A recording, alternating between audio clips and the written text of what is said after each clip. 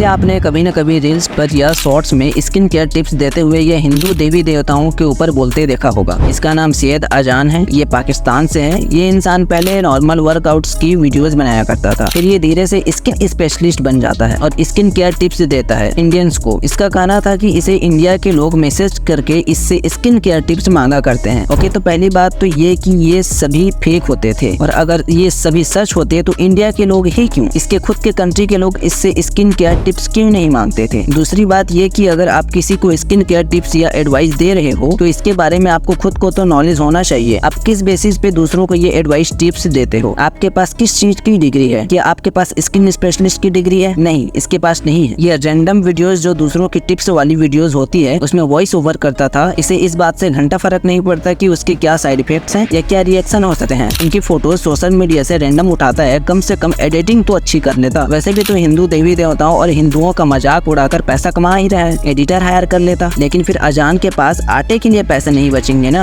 ये सिर्फ इंडिया के लोगों के ऊपर फेक स्टोरी बना के इंडियंस को, मेनली इंडियन गर्ल्स को मैनिपुलेट कर रहा था, जिससे जो इंडियंस इसे कभी जानते नहीं वो इसे मैसेज करें टिप्स के लिए। और इसके बाद क्या हो सकता था ये तो आप जानते ही हो। लेकिन जब इसकी ये स्किन केयर टिप्स वाली नौटंकी सभी को समझ आने लग गई, तब इसने अपने कंटेंट में सडन चेंज कर दिया। ये स्किन स्पेशलिस्ट से मौलवी बन गया। अब ये हिंदूज के ऊपर और हिंदू देवी देवताओं का अपमान करता है। इसके 3 अकाउंट्स हैं और ये सभी में आप हर वीडियो में इंडियंस को, हिंदूज के देवी देवताओं को गाली देते हुए, उनका मजाक उड़ाते हुए दिख जाएगा। ये अपनी हर 2-3 वीडियो के बाद बीफ खाते हुए या कुक करते हुए दिखाएगा, सिर्फ हिंदूज को हट करने के लिए।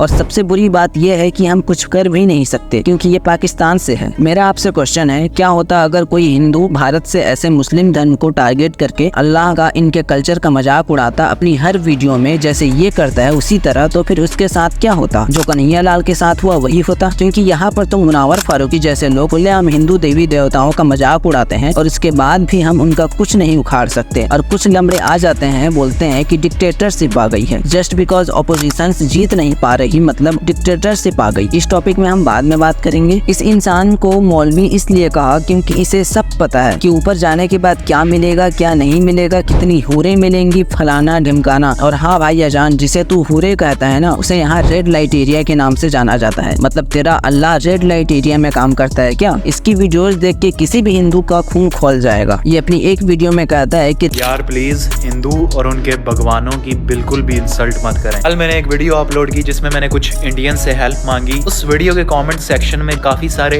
इंडियंस और उनके रिलीजन को जो है ना बुली किया जा रहा था। तो यहाँ पे कोई एक कमेंट ऐसा नहीं था, बल्कि 10-12 कमेंट्स थे जिनमें हिंदू के भगवानों को गाली, इंसल्ट और बुरा भला कहा जा रहा था। उन 12 कमेंट्स में से एक कमेंट इतना गंदा और वाहियात था जिसमें वो गणेशा और हनुमान को जो है ना हाथी और बांदर के सर वाला और शिवलिंग को जो है ना प्राइवेट पार्ट से वो कंपेयर कर रहा था। शिवलिंग को जो है ना प्राइवेट पार्ट से वो कंपेयर कर रहा था। इसकी ऑलमोस्ट 20 से 30 वीडियोस हिंदूज गर्ल्स न्यूड्स वाले टॉपिक पर हैं।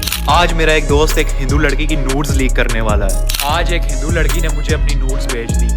इस वीडियो में मैं हिंदुस्तान की लड़कियों को आज इंडिया से मुझे एक हिंदू लड़की का मैसेज आया। मुझे ये बात समझ नहीं आती कि भारत की कौन सी लड़कियां हैं जो इस चूतिए के पास अपने न्यूड्स भेज रहे हैं। मुझे सच में समझ नहीं आता कि कौन लड़कियां इन्हें मैसेज कर रही हैं। बस कर भाई फेक चीजें फैलाना।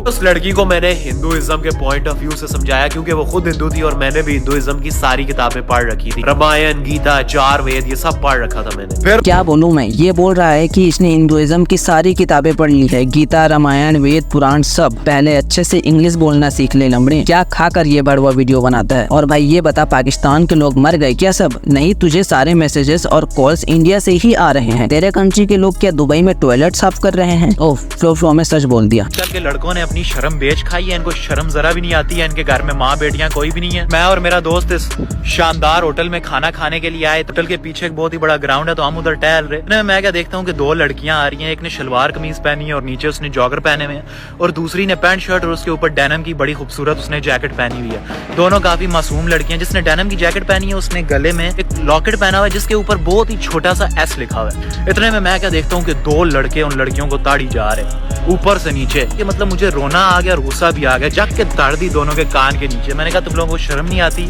किसी की बहन बेटी को तुम लोग इस तरीके से एनालाइज कर रहे हो। देखो मैं अब अपनी तारीफ नहीं करता, लेकिन जब भी किसी की माँ बहन बेटी को मैं देखता हूँ ना, मैं अपना सच चेक कर लेता हूँ।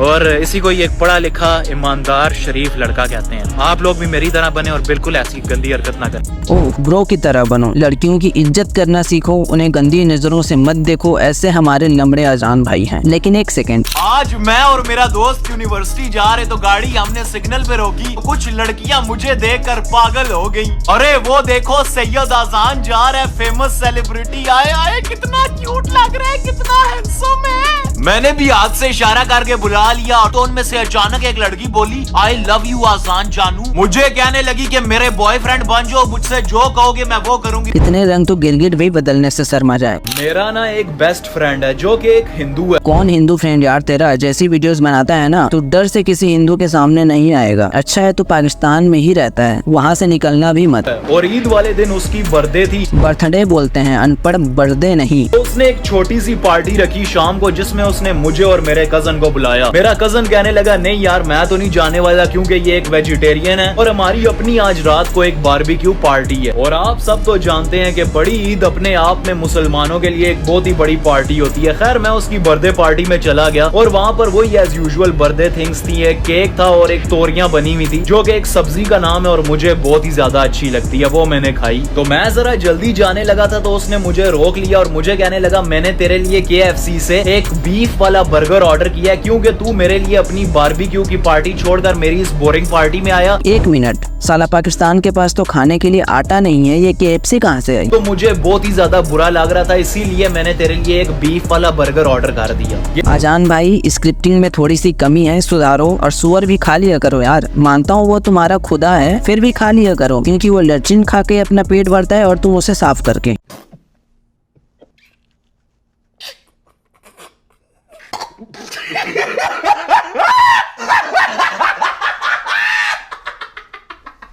मेरे घर में से ना छोटी मोटी चीजें चोरी होने लगी तो मुझे अपनी इस नौकरानी के ऊपर शक हुआ। मैंने चुपके से किचन के अंदर कैमरा लगा लिया तो मैं क्या देखता हूँ कि ये बेचारी खाने पीने की चीजें चुरा रही थी अपने मासूम और भूखे बच्चों को खिलाने के लिए। ये देखकर मुझे बहुत ही ज्यादा तरस आया और उस नौकरानी के हाथ में मैंने 1 या 2 लाख रुपया रख दिया। वो वीडियो मैं आपको नहीं दिखा सकता। 1-2 लाख रुपए डोनेट कर दिया, लेकिन इसको ये तक नहीं पता कि 1 लाख था या 2 लाख। कितने अच्छे हैं आजान भाई, लेकिन अब आटा कहाँ से लाओगे? पैसा तो काम वाली बाई को दे दिया ना, 1 या 2 लाख।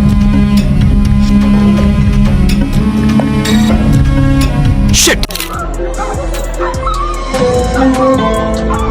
जब मैं गरीब हुआ करता था ना। 1 मिनट, तू अमीर कब हुआ बे? तेरी 90% वीडियोस में तू बनियान में है। तू पहले एक टी-शर्ट खरीद ले अच्छे से। तो रेलवे स्टेशन पर एज अ वर्कर